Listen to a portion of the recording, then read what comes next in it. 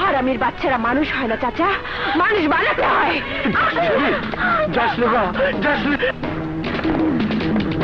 না না, মাল ওখানে যাবে না ভাই, টাকা দিলে মাল যাবে। বাস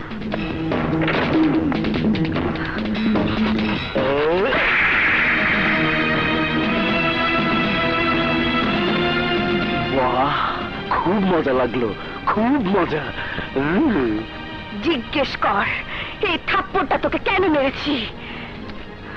আমার ইচ্ছে পূরণ করেছিস, কর্তব্যরত সৎ পুলিশ অফিসারের গায়ে হাত তুলেছিস। জেনে নেব, সব জেনে নেব। বেঁধে ফেল চালিকে।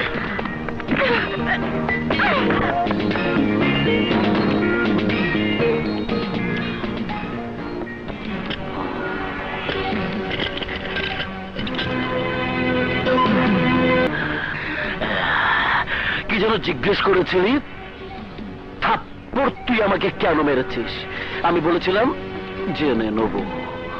এখন তুই জিজ্ঞেস কর, তোকে এইভাবে কেন বেঁধেছি?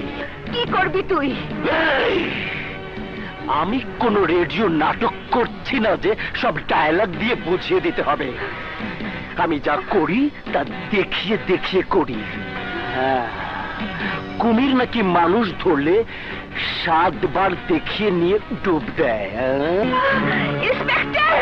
চিৎকার কর, গালাগাল দে আমাকে। আরে কমিশনার সাহেব, আপনার মেয়ে আসে নাই? চুপ কর। একজন পুলিশ অফিসার এমন জঘন্য চরিত্রের হতে পারে আমি ভাবতেও পারি না। ভাববেন কেন? আসেন আসেন, দেখে যান। সময় মতো নিশ্চয়ই দেখব। ওকে ছেড়ে দাও। নিয়মের বাইরে আমি অনিয়ম করি না। দেশে আইন আছে, আপনি কোর্টে যান। কোর্ট থেকে আসছি, এই নিন ছবির জামিনের কাগজ। ধরুন। অ্যাডভোকেট রানা। লোকে আমাকে রংবাজ রানা বলেও ডাকে। সেন্ট্রি, ওকে ছেড়ে দে।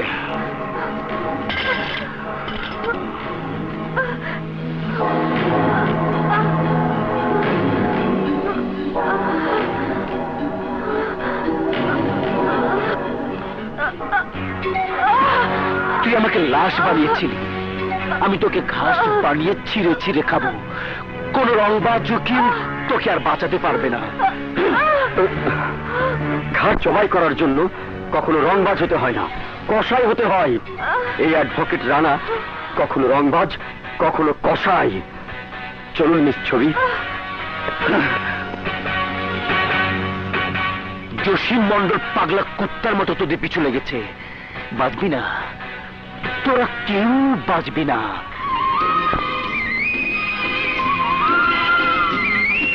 নুরি দাঁড়াও, নুরি দাঁড়াও, নুরি প্লিজ আমার কথা শোনো প্লিজ। না না, দাঁড়াবো না, আমি তোমার কোনো কথাই শুনবো না।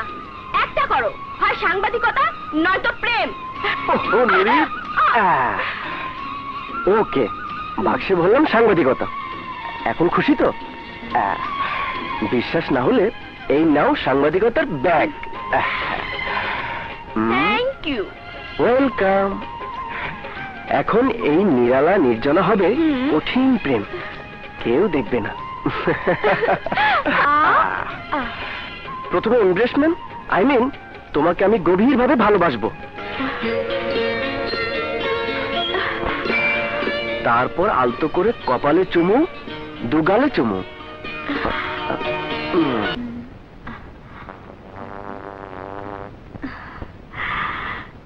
নুরি, আপু, আপু রে, ও নুরি, আপু, আপু রে, কেমন আছিস? খুব ভালো আছি, তোরা কেমন আছিস তাই বল।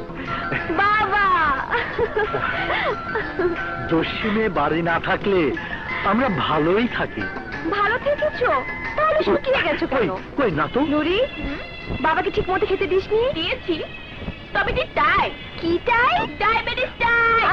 শুনি তো তবে এই সপ্তাহে দুটো খাবার আছে, মোটেই বেঁধে রাখতে পারবি না। কিসের খাওয়া? কাল আব্বাসের মেয়ে শাহানাকে দেখতে আসছে, সুন্দরী মেয়ে, সুতরাং অনেক পছন্দ, বিয়ে এবং ভরি ভোজ। আমার বান্ধবীকে দেখতে আসবে আর আমি জানি না? এ বিয়ে হতেই পারে না। আপু, তোর ছুটিতে আসবার কথা জেনেই তো কোণে দেখাতে ঠিক হয়েছে। তাই বল, তা ছেলে কোথাকার? খাস বাংলাদেশের ছেলে। স্যার? আরে তোমরা এখানে? জি, আমরা। ভেতরে আসুন। No sir, no official etiquette. এখানে আমি বরের বন্ধু, আর তোমরা আপনারা কনের বান্ধবী। ওকে? Okay sir. এই, no sir, no official, only friend. Right mister Arif? বসুন।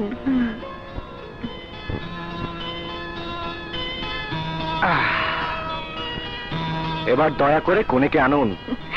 নিশ্চয়ই আনবো, কিন্তু একটা কথা মিস্টার আরিফ, কোরবানি গরু দেখার মতো কোণে দেখাটা কি নিতান্তই দাসযুগের প্রথার মতো মনে হয় না? কথা ঠিক, কিন্তু আমার বন্ধুটি উকি ঝুঁকি মেরে মেয়ে দেখার মতো ফালতু চরিত্রের নয়। অগত্যা প্রাচীন পদ্ধতি মোতাবেক যদি কনেকে দেখান তাহলে ভালোই হয়। ছবি রে, ভদ্রলোক বিনয়ের সাথে এত করে যখন বলছেন, চল দেখিয়ে দেই। প্লিজ। চল চল।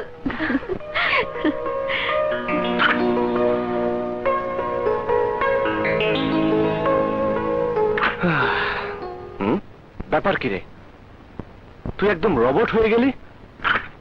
বস।